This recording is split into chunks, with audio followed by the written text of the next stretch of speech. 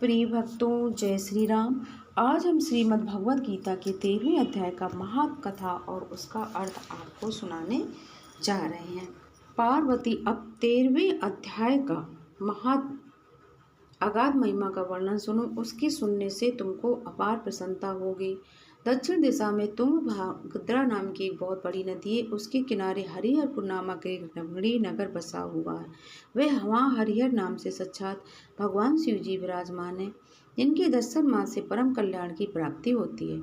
हरिहरपुर में हरिदीक्षित नामक एक सूत्री ब्राह्मण रहते थे, जो तपस्या और स्वाध्याय में संलग्न तथा वेद कामों के पारिगामी विद्वान थे।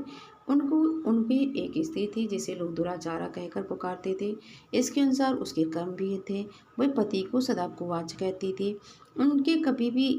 उन्होंने उनके साथ कभी कोई संबंध नहीं रखती थी, और पति के जो संबंधी आते थे उनको घर पर डांट कर भगाती थी, और स्वयं वहाँ पर पुरुष की तलाश में इधर उधर घूमती रहती थी और व्यभिचारियों के साथ रमण किया करती थी। एक दिन इसने ये किया कि नगर में इधर उधर जाते हुए प्रवासियों से भरा देख उसने अपने जंगल में एक संकेत स्थान बना लिया और वो वहीं चली जाती थी। एक समय रात में इसको कोई भी पुरुष नहीं मिला, तो अपने जंगल में संकेत स्थान में चली गई। बहुत ही रात का समय हो रहा था और वह काम चित्त होकर इधर उधर मोहित होकर अपने प्रेमी की खोज करने लगी और विलाप करते हुए रोने लगी। उसी समय वहाँ जंगल में कोई सोया हुआ बाघ था। वो जाग उठा और उसने इसकी आवाज़ सुनी, तो वो बाहर निकला और इस स्त्री ने समझा कि मेरा कोई प्रीतम है, तो वो ऊँट से बाहर आ गई। जैसे ऊँट से बाहर आई तो बाघ ने आकर के उसको ज़मीन में गिरा दिया और उसको अपने नखों से फाड़ने लगा। तो वो चिल्ला के पूछ बैठी कि अरे बाघ, तुम ये क्या कर रहे हो, मुझे क्यों मार रहे हो। उसकी बात ये सुनकर प्रचंड पराक्रमी बाघ क्षण भर के लिए रुक गया, फिर अपने पूर्वजन्म की बात बताने लगा कि दक्षिण दिशा में मलहाप्या नामक एक नदी है। उसके तट पर मुनि पर्णा नगरी बसी हुई है। वहाँ पंचलिंग नाम से प्रसिद्ध साक्षात भगवान शंकर निवास करते हैं। उसी नगरी में मैं ब्राह्मण कुमार होकर रहता था। नदी के किनारे अकेला बैठा रहता था। जो यज्ञ के अधिकारी नहीं, उन लोगों से भी यज्ञ कराकर मैं अन्न खाया करता था। इतना ही नहीं, मैं इतना लोभी था कि अपने सदा वेद पाठ के फल को बेचा करता था। और मेरा लोभ यहाँ तक बढ़ गया था कि अन्न जो भिक्षु होते थे उनको मैं गाली देकर हटा देता था, और स्वयं सबका लिए जो दान आता तो मैं खुद ले लिया करता था। और यहाँ तक कि जो देने योग्य धन भी बिना दिया ही हमेशा ले लिया करता था, और ऋण लेने के बहाने मैं सब लोगों को छला करता था। यानी कि मैं ऋण ले लेता था झूठ मूठ बोल के और उसको वापस नहीं करता था। तदंतर कुछ काल व्यतीत हो जाने पर मैं बूढ़ा हो गया। मेरे सारे बाल सफ़ेद हो गए, आंखों से कम दिखने लगा, सारे मुंह के दांत गिर गए, चेहरे में झुर्रियाँ आ गई, पर मेरी दान लेने की आदत नहीं छूटी। पर्व आने पर प्रतिज्ञा के लोभ से मैं हाथ में कुछ लेकर तीर्थ के समीप चला जाया करता था। जब मेरे सारे अंग शिथिल हो गए, तब एक बार मैं कुछ धूर्त ब्राह्मणों के घर पर मांगने के लिए गया। तो वहाँ पर गया तो एक कुत्ते ने मेरे पैर में काट लिया। तब मैं मूर्छित होकर क्षण भर में पृथ्वी पर गिर पड़ा। मेरे प्राण निकल गए। इस पाप कर्म के बाद मैं इसी बाघ योनि में उत्पन्न हुआ। तब से इसी दुर्गम वन में रहता हूँ। मुझे पिछले जन्म के पूर्व कर्म के पापों की याद है। तो मैं भले लोगों को तो नहीं मैं मारता खाता हूँ, लेकिन जो दुष्ट प्रवृत्ति के लोग होते हैं, जो दुष्ट लोग होते हैं, मैं उनको मारकर खा जाता हूँ। अतः उल्टा होने के कारण मैं तुझे अवश्य खाऊंगा। ये कहकर उसने कठोर नखों से उसके शरीर के टुकड़े टुकड़े करके खा गया। इसके बाद मरने के बाद यमराज के दूत उस पापनी को संयमनीपुरी में ले गए। वहाँ यमराज की आज्ञा से उन्होंने अनेकों बार उसे विष्ठा, मूत्र और रक्त से भरे हुए भयानक कुंडों में गिराया। करोड़ों कल्प तक उसमें रखने के बाद उसे वहाँ ले जाकर 100 मनवंतरों तक रौनक में रखा। फिर चारों ओर मुंह दीन करके भाव से रोती हुई उस पापनी को वहाँ से खींचकर दयनानंद नामक नरक में गिराया। उस समय उसके केस खुले हुए थे, शरीर बहुत भयानक दिखाई देता था। इस प्रकार उसने अपने पाप कर्मों के कारण बहुत ही घोर नरक भोगने के पश्चात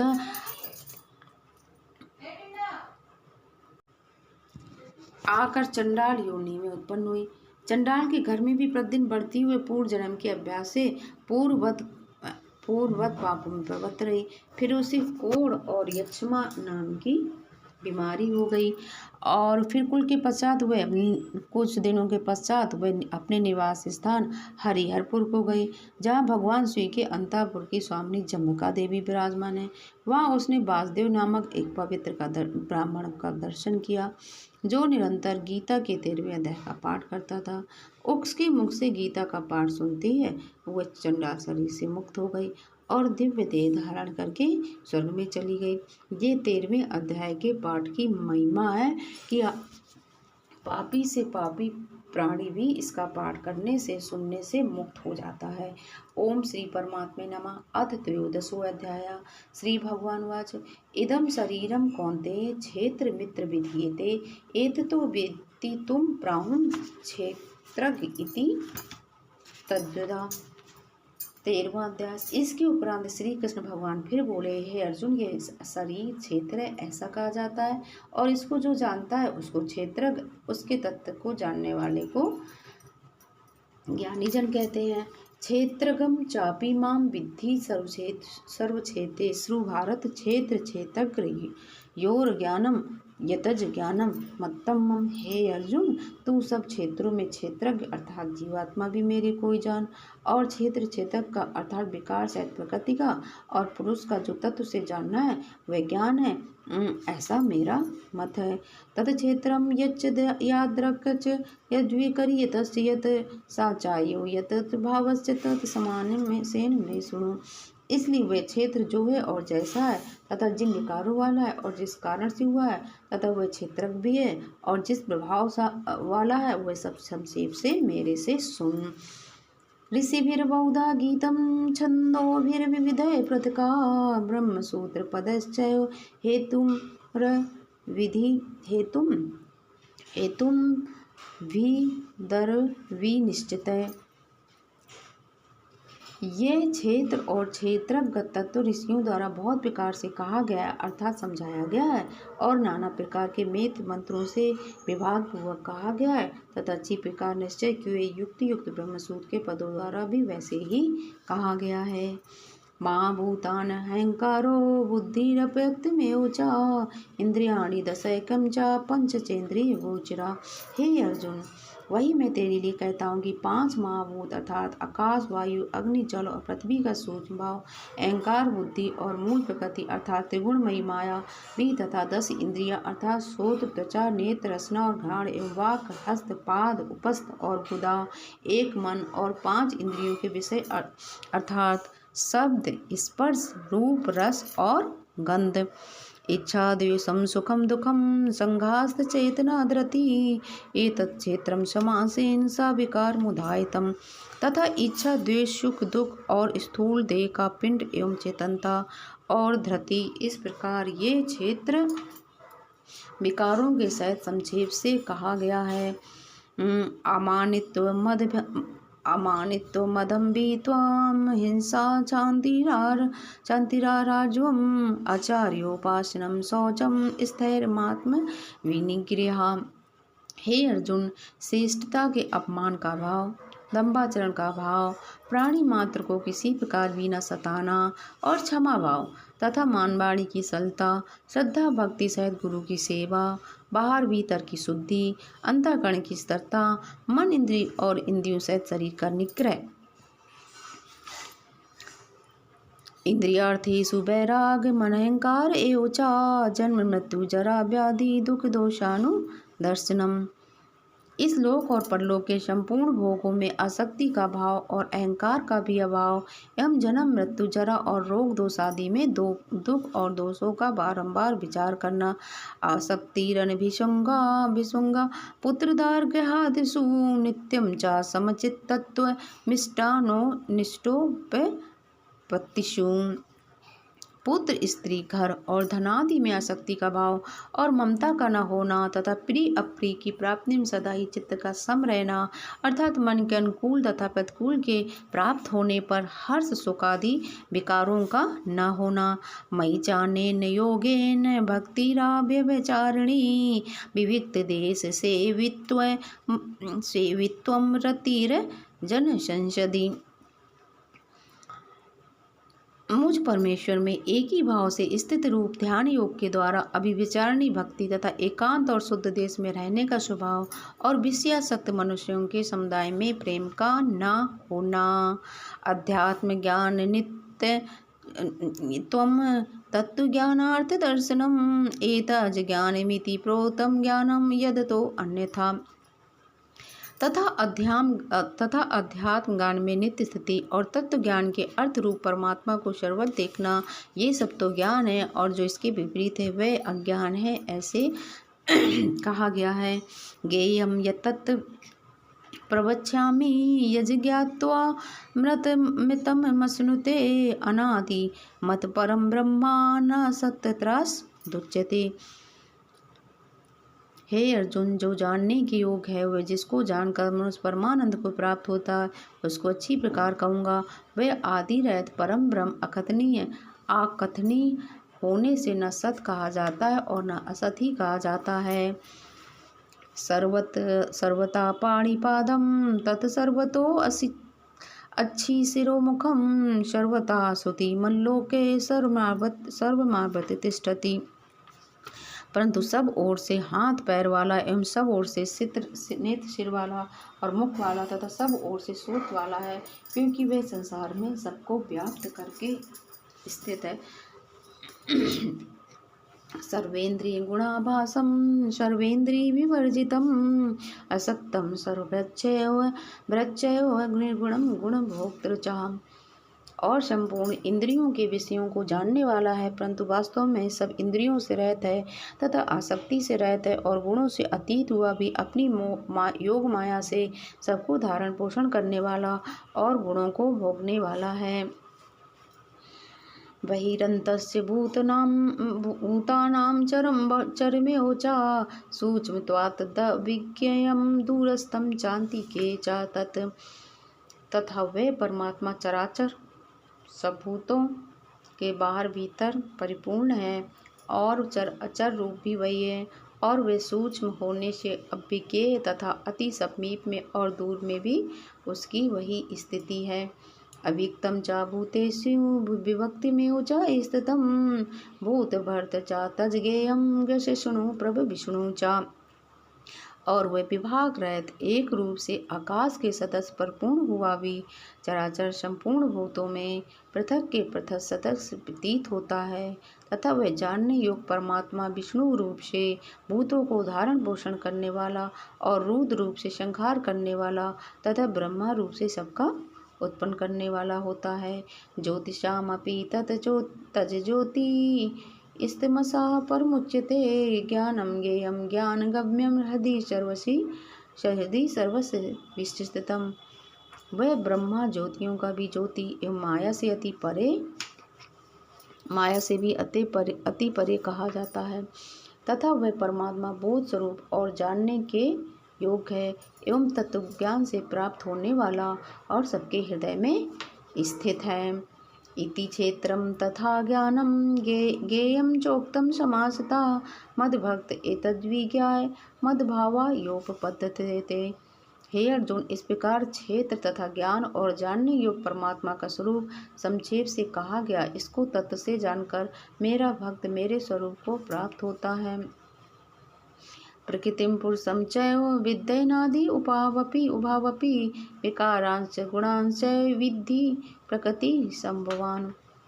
हे अर्जुन, प्रकृति अर्थात त्रिगुणमयी मेरी माया और जीवात्मा अर्थात क्षेत्रक, इन दोनों को ही तू अनादि जान, और राग द्वेषादि विकारों को तथा त्रिगुणात्मक संपूर्ण पदार्थों को भी प्रकृति से ही उत्पन्न हुए जान। कारण कर्तृत्वे हेतु प्रकृति रुच्यते पुरुषा सुख दुखानां भोक्ते हेतु रुच्यते। क्योंकि कार और कारण के उत्पन्न करने में हेतु प्रकृति की ही जाती है, और जीवात्मक सुख दुखों के भोक्तापन में अर्थात भोगने में हेतु कहा जाता है। श्री कृष्ण भगवान अर्जुन जी से कहते हैं, पुरुषा प्रकृतिस्थो ही भुक्यते। प्रकृति जान गुणान कारणम गुण संगोवश्य सद्योनि जन्मसु। परंतु प्रकृति में स्थित हुआ ही पुरुष प्रकृति से उत्पन्न हुए त्रिगुणात्मक सब पदार्थों को भोगता है और इन गुणों का संग ही इस जीवात्मा के अच्छी बुरी योनियों में जन्म लेने में कारण है। उपदष्टानुमंता च भर्ता भोक्ता महेश्वरा परमात्मेति चापि युक्तो देहि अस्मिन् पुरुषा परा। वास्तव में तो यह पुरुष इस देह में स्थित हुआ भी पर अर्थात त्रिगुणमयी माया से सर्वथा अतीत ही है। केवल साची होने से उपदष्टा और यथार्थ सम्मति देने वाला होने से अनुमंता एवं सबको धारण पोषण करने वाला होने से भर्ता, जीव रूप से भोक्ता तथा ब्रह्मादिकों का भी स्वामी होने से महेश्वर और स्वच्छ सच्चिदानंद घन होने से परमात्मा का ऐसा कहा गया है। यम एवं वेत्ति पुरुषं प्रकृतिं च गुणैः सर्वथा वर्तमानो अपि न सा भूयो अभिजायते।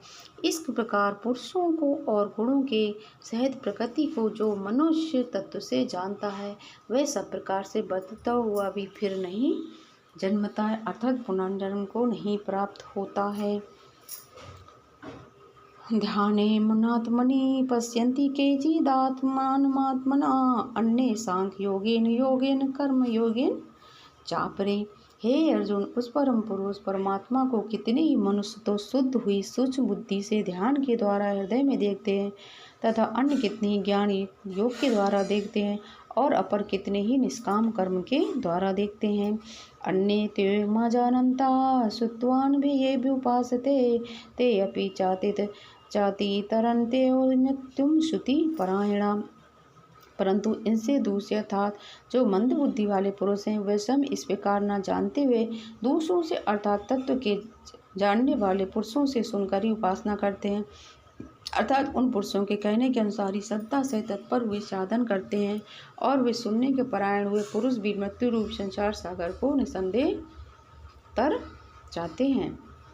यावत् संजायते किंचित सत्वं स्थावर जंगमं क्षेत्र क्षेत्र संयोगितात विद्धि भरत रसम।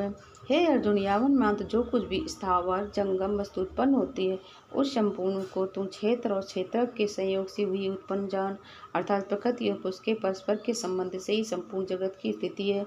वास्तव में तो संपूर्ण जगत नाशमान और क्षणभंगुर होने से अनित्य है।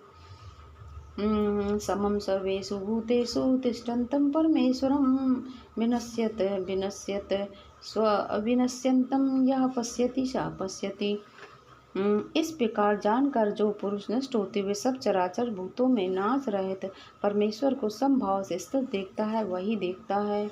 समम पश्यन्ति सर्वत्र समवस्थितमीश्वरं न हीन इत्यात्मनात्मानं ततो याति परां गतिम। क्योंकि वह पुरुष सब में संभाव से स्थित हुए परमेश्वर को समान देखता हुआ अपने द्वारा आप को नष्ट नहीं करता है, अर्थात शरीर का नाश होने से अपने आत्मा का नाश नहीं मानता है। इससे वह परम गति को प्राप्त होता है। प्रकृत्यैव च कर्माणि क्रियमाणानि सर्वशः यः पश्यति तथात्मानं कर्तारं स पश्यति। और जो पुरुष संपूर्ण कर्मों को सब प्रकार से प्रकृति से स्थित हुए देखता है, प्रकृति से क्यों देखता है, अर्थात इस बात को तत्से समझ लेता है कि प्रकृति से उत्पन्न हुए संपूर्ण गुणों में वर्तते हैं तथा आत्मा को कर्ता देखता है वही देखता है। यथाभूत पृथक भाव में किस्ते मनुपश्यति तत एव च विस्तारम ब्रह्मा संपतते तदा। और ये पुरुष जिस काल में भूतों के न्यारे न्यारे भाव को एक परमात्मा के संकल्प के आधार पर स्थित देखता है तथा उस परमात्मा के संकल्प से संपूर्ण भूतों का विस्तार देखता है, उस काल में सच्चिदानंद घन ब्रह्मा को प्राप्त होता है। अनादि त्रिगुण त्वाद परमात्मा शरीरस्थो अपि कौन्ते न करोति न लिप्यते। हे अर्जुन, अनादि होने से और गुणातीत होने से अविनाशी परमात्मा इस शरीर में स्थित हुआ भी वास्तव में न करता है और न लिपायमान होता है। यथा सर्वगतं शौचम्यादाकाशं नोपलिप्यते सर्वत्र स्थितो देहे तथात्मा नोपलिप्यते। जिस प्रकार सर्वत्र व्याप्त हुआ भी आकाश सूक्ष्म होने का लिपायमान नहीं होता, वैसे ही सर्वत्र देह में स्थित हुआ भी आत्मा गुणातीत होने का देह के गुणों से निपायमान नहीं होता है। यथा प्रकाशयते कहा कृतस्त्रम लोकमियं रवि क्षेत्रम क्षेत्री तथा कृतस्त्रम प्रकाशयति भारत। हे अर्जुन, जिस प्रकार एक ही सूर्य इस संपूर्ण ब्रह्मांड को प्रकाशित करता है, उसी प्रकार एक ही आत्मा संपूर्ण क्षेत्र को प्रकाशित करता है। अर्थात नित्य वेद बोध स्वरूप एक आत्मा की सत्ता से संपूर्ण जड़वर्ग प्रकाशित होता है। क्षेत्र क्षेत्रज्ञ योरेवमन्तरं ज्ञानचक्षुषा प्रबुद्ध प्रकृति मोक्षम च ये विदुर्यान्ति ते परम। इस प्रकार क्षेत्र और क्षेत्रक के भेद को तथा विकार सहित प्रकृति से छूटने के उपाय को जो पुरुष ज्ञान नेत्रों द्वारा तत्व से जानते हुए महात्मा जन परब्रह्म परमात्मा को प्राप्त होते हैं। इति भगवद गीता रूपी उपनिषद एवं ब्रह्म विद्या तथा योग शास्त्र विषयक श्री कृष्ण अर्जुन के संवाद में क्षेत्र क्षेत्रक विभाग योग नामक 13वां अध्याय समाप्त हुआ। बोलिए कृष्ण भगवान की जय। बोलिए उनके सखा भक्त अर्जुन की जय। ओम श्री कृष्णाय वासुदेवाय हरे परमात्मने प्रणत क्लेश नाशाय तुम गोविंदाय नमो नमः। बोलिए जय श्री राधे, जय श्री कृष्ण।